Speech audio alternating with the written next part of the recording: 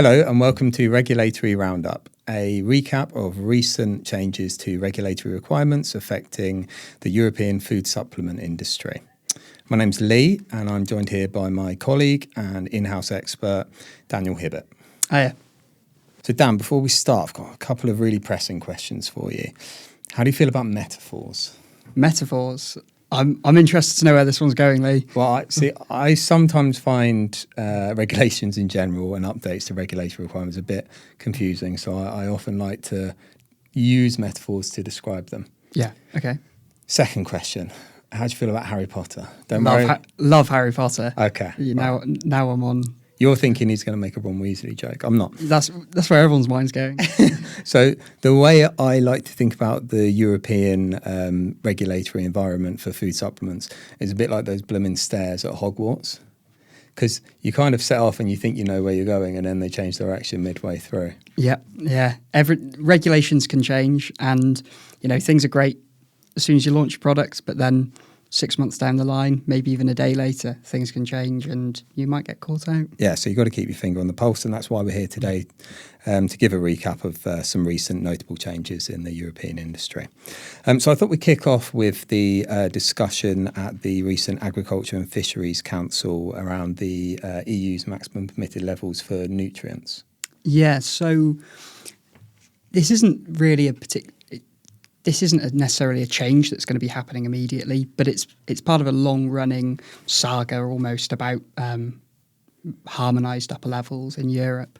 So famously, food supplements and maximum levels of vitamins and minerals is something that just isn't harmonised at European level, but it should be because that's the whole idea of the EU.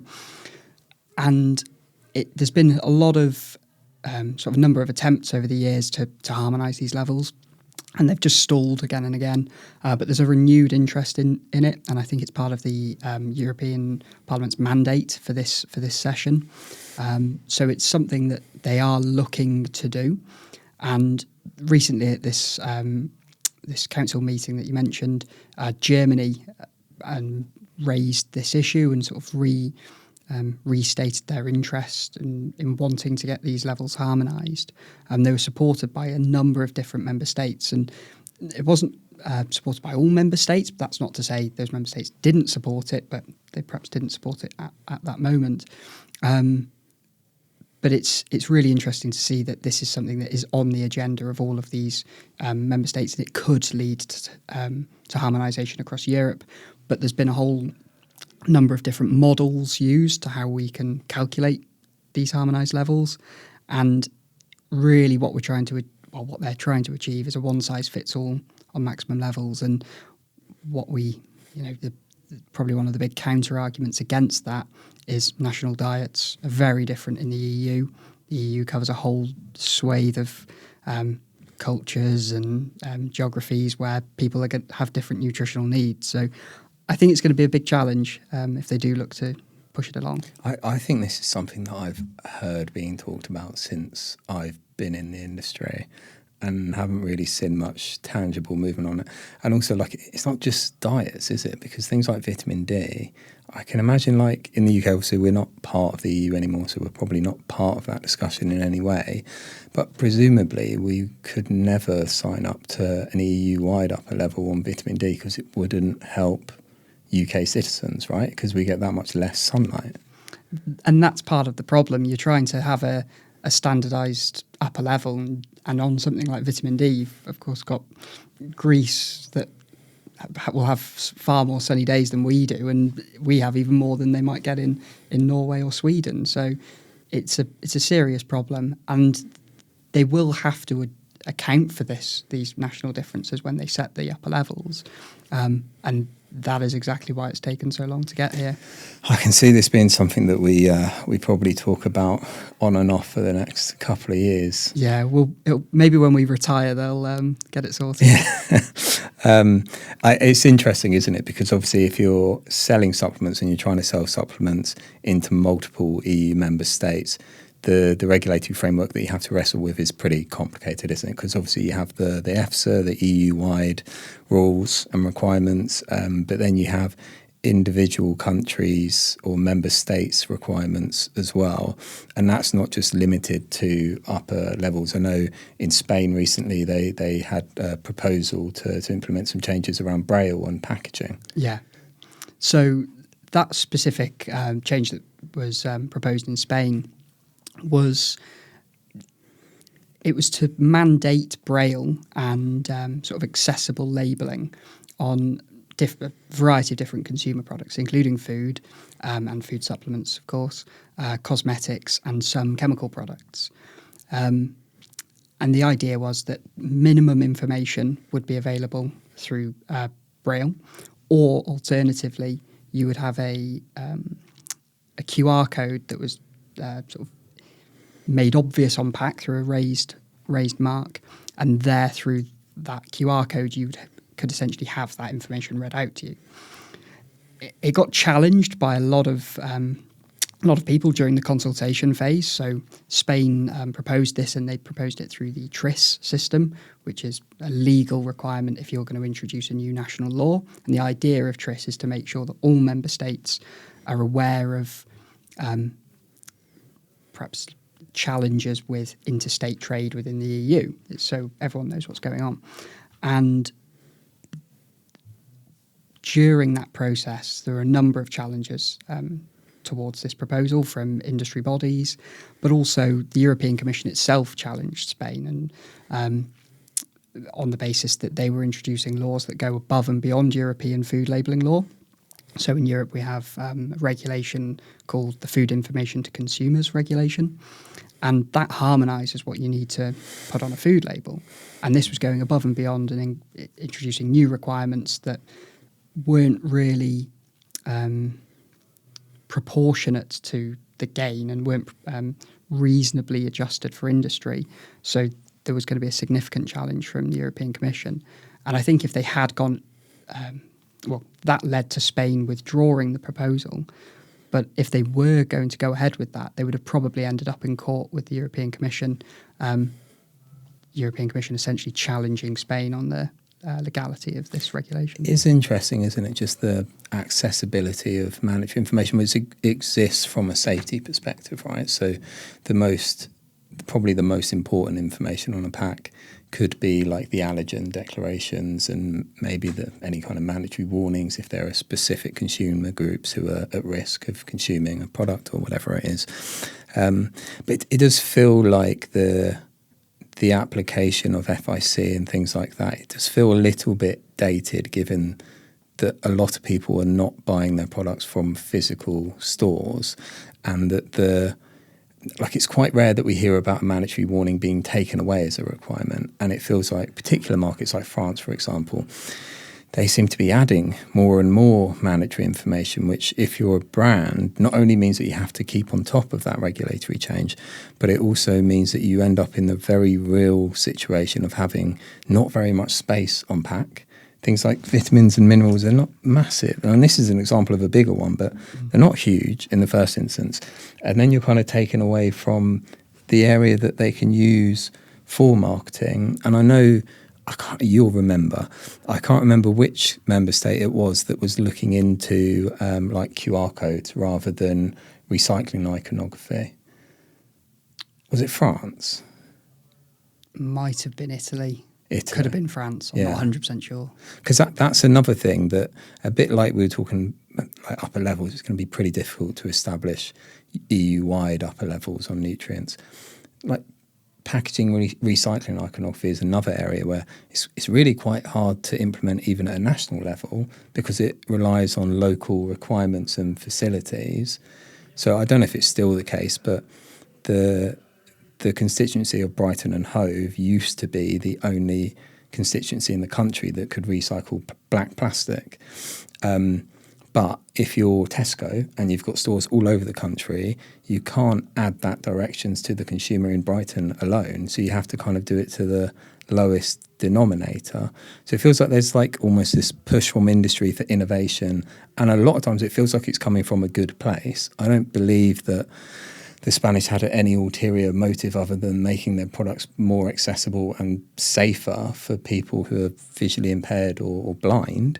But then there's this pushback from the powers that be, and it feels incredibly frustrating to get any of those changes over the line. Yeah, and I think where we need to land is that there needs to be a pragmatic middle ground that we land on, where we are trying to promote consumer safety. I mean, I think that's what everyone in the sort of food industry is looking to do. And you've got regulators who are introducing new warnings and new requirements to try and, incrementally improve product safety and, protect consumers by extension. But there needs to come a point where we think, can we handle this in a better way? Can there be QR codes on labels and so on? And I think that would be just down to, how ubiquitous is the use of smartphones and QR codes. Will all members of society be able to access that information? And where it could go wrong is if someone consumes an allergen unknowingly, if they weren't to be able to scan a QR code, the consequences are severe and maybe fatal. So there needs to be technology and as a society, we need to move on further before we can do that, I think. Because we're not 100% of people always buy their products online. Yeah. Like, there probably will always be physical stores. So it's interesting anyway. And one of the things that we keep our finger on the pulse of these kind of discussions to get a sense of where it might be going. Another thing that I know you and your team keep a really close eye on is novel food applications, and I'm going to do my best to get this right first time, but I believe there was a particularly interesting one on Garcinia.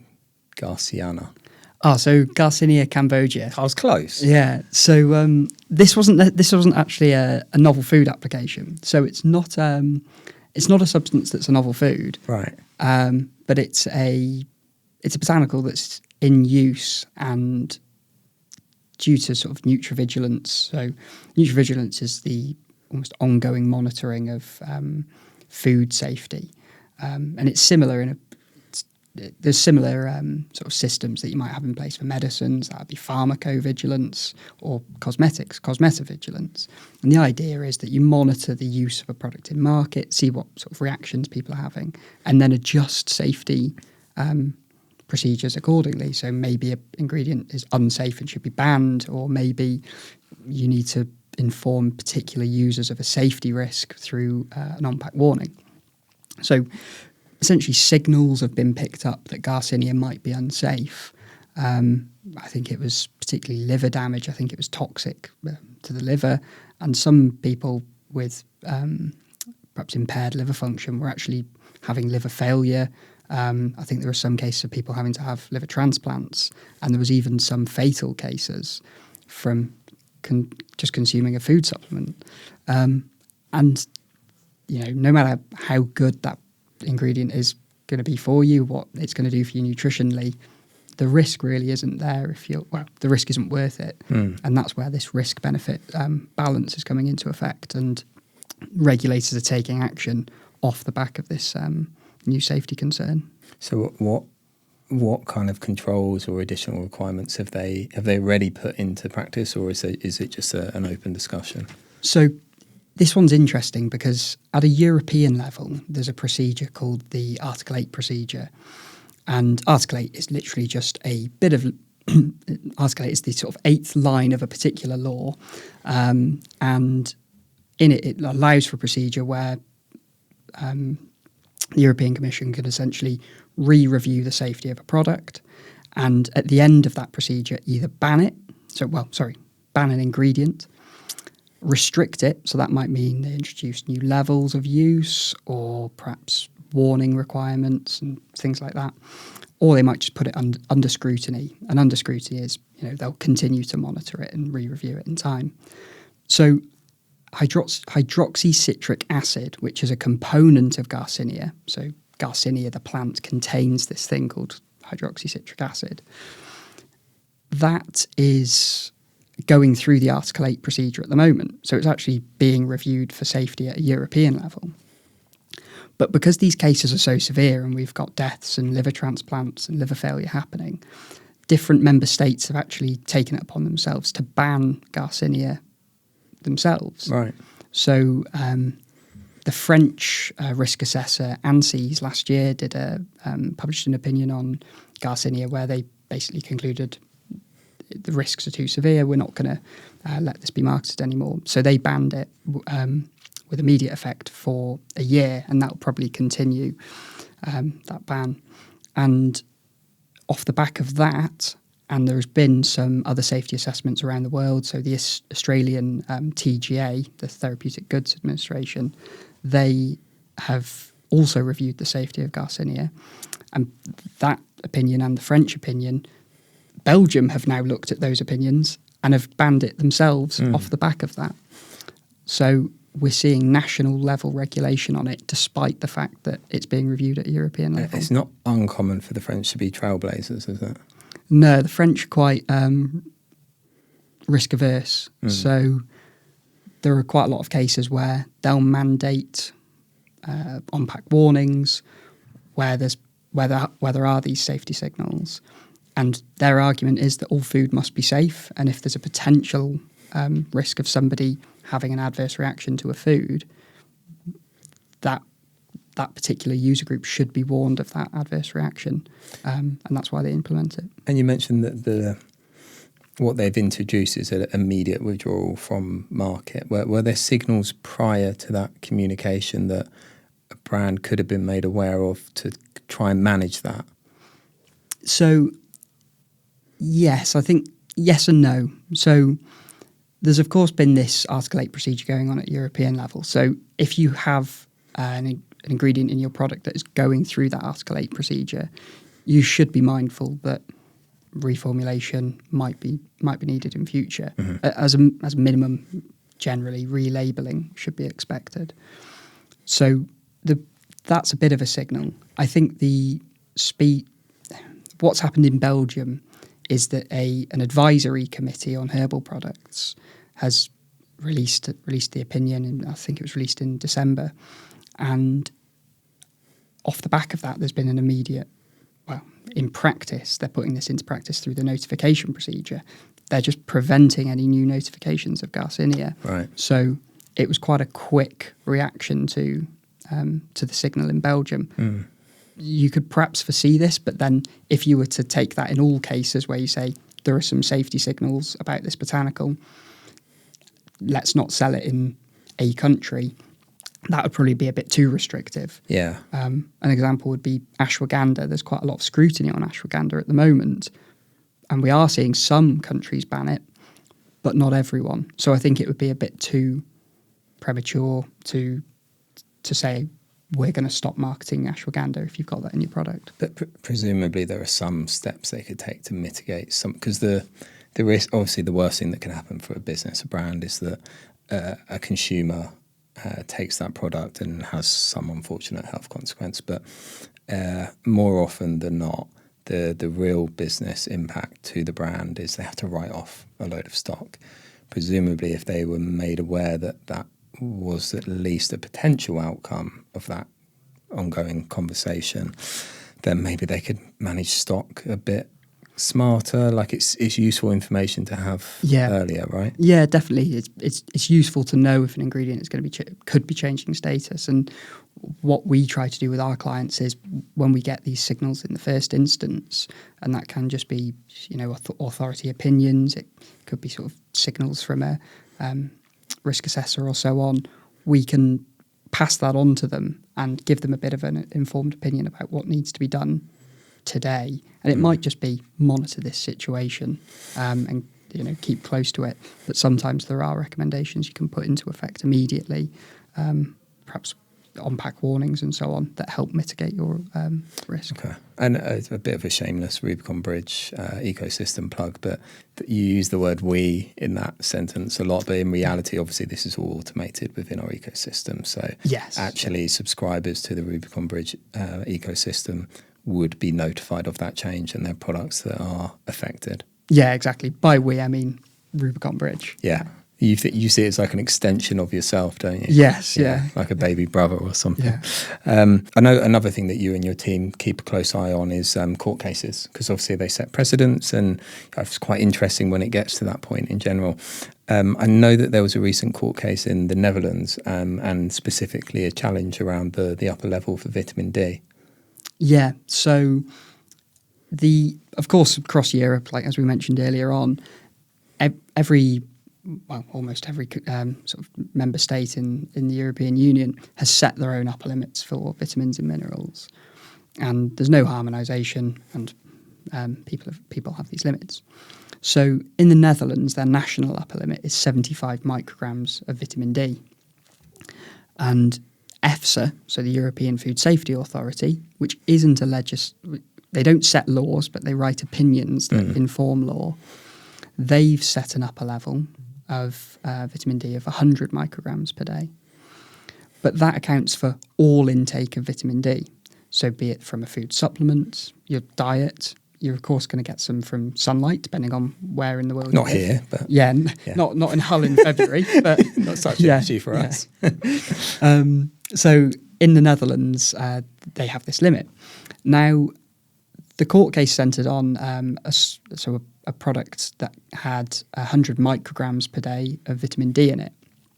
And that company had requested an exemption from the Dutch authority to market that product in the Netherlands, despite the fact it exceeded the national level of 75 micrograms. Mm-hmm. And the Dutch rejected that. So the company who had the product was taking the Dutch authority to court, arguing that their product was safe for use and should be on the Dutch market. Mm.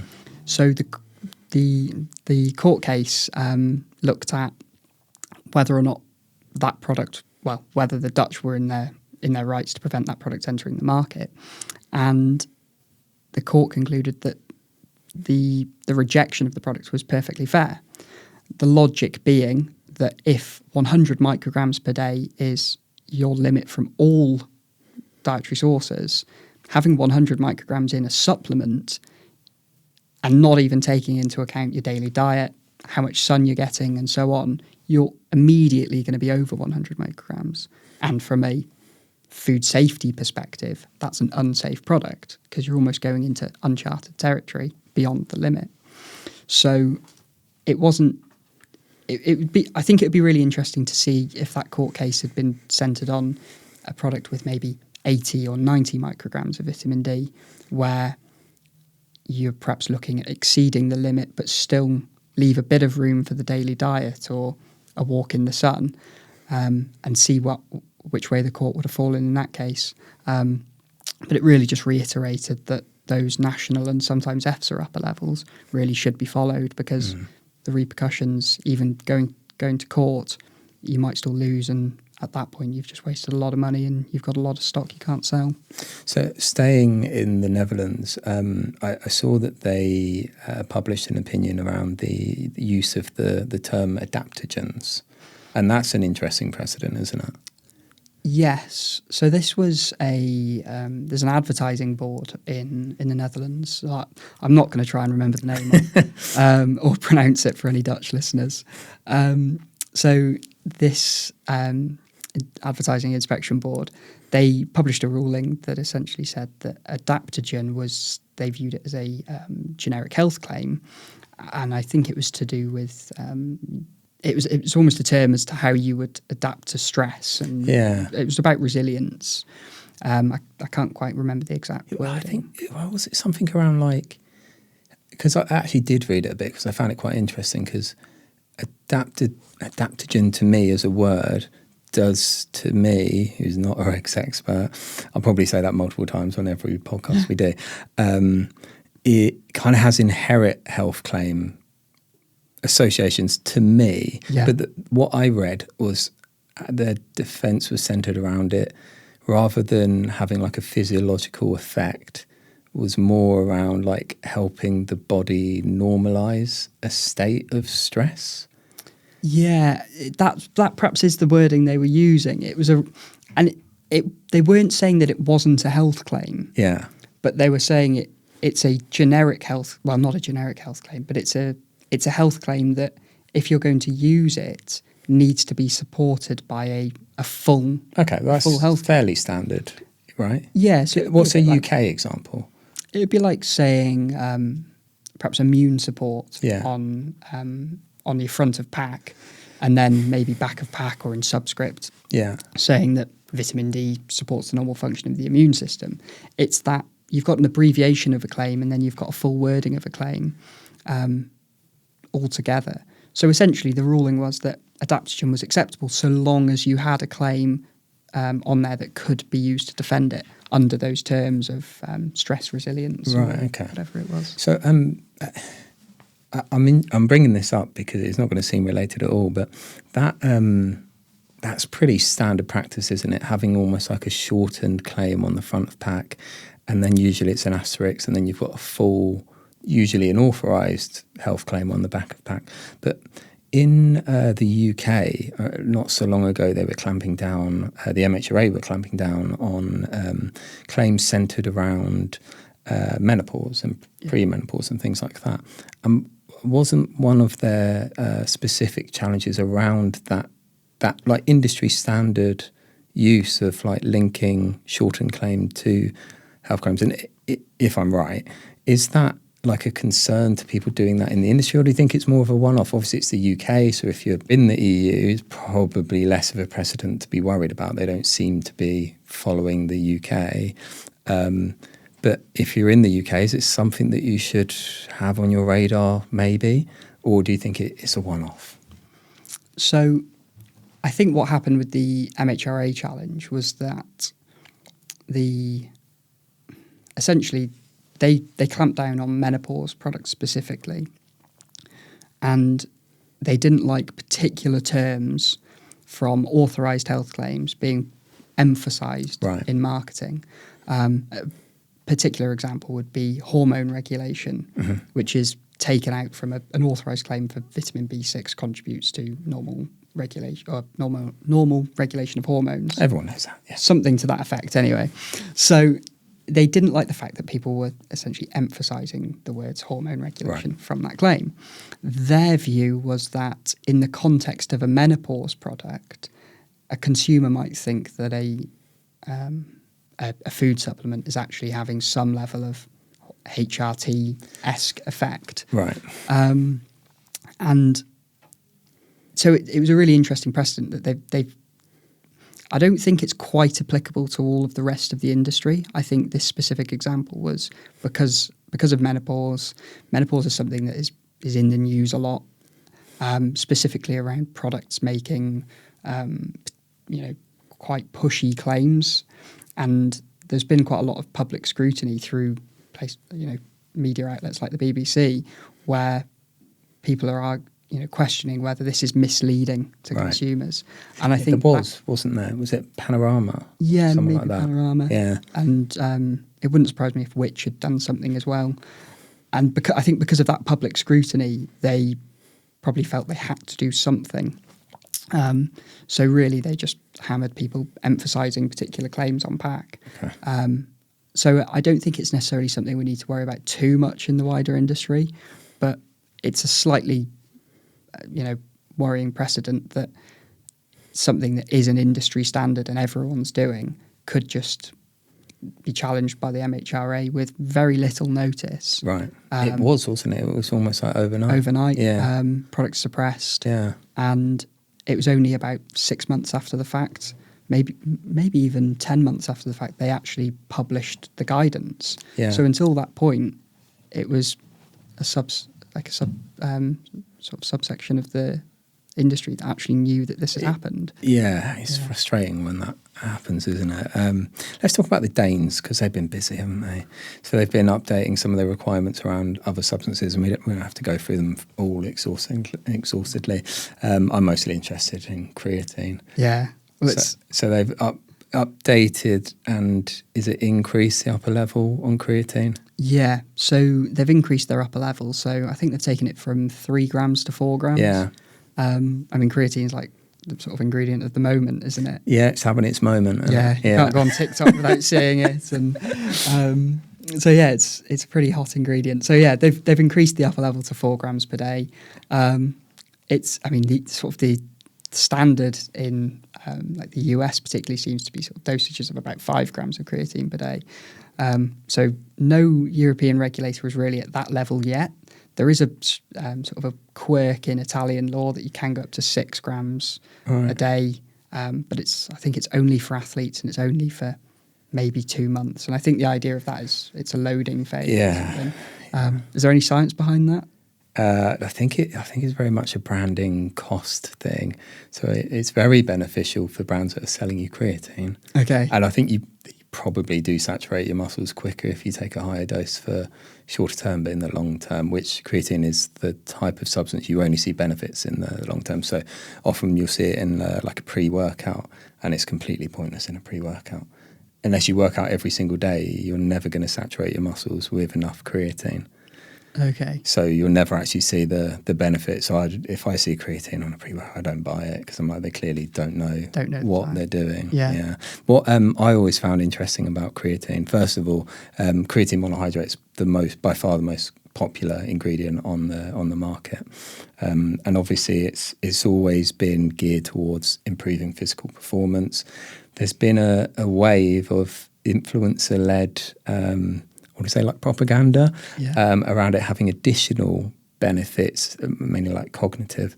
But to my knowledge, nobody's applied for a claim to be accepted. I'm not aware of any claims. There might be claims that are going through the process, but I'm not aware of any.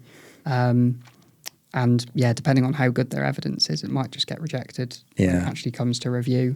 When it gets reviewed, they might just think, well, the evidence isn't strong enough to establish a relationship here. I think we might see some movement on creatine. So I mentioned creatine monohydrate as well because the upper level applies to creatine and not creatine monohydrate, and the two are slightly different, right? Yeah, that's right. So the Danish level is 4 grams of creatine, which is very probably 4.5 grams of creatine monohydrate, maybe something like that. Roughly, yeah. Yeah. And I always found it interesting because I think there are certain member states where the upper level's lower than the 3 gram threshold that you need to make the authorised claim, which is so anti-business and confusing. Yeah, this is where sort of regulations just don't seem to map very cleanly. I think it's in Spain where you've got a limit in their other substances regulation of 3 grams of creatine monohydrate. And yet that's not going to allow you to make any claim on pack. Yeah. Because I think it would be 2-point-something grams of creatine would be from that. So, but I think in practice in Spain, they're relatively receptive to mutual recognition. So I think you could launch 3 grams there. You just have to go through the mutual recognition route. So that would be for the layfolk, myself included.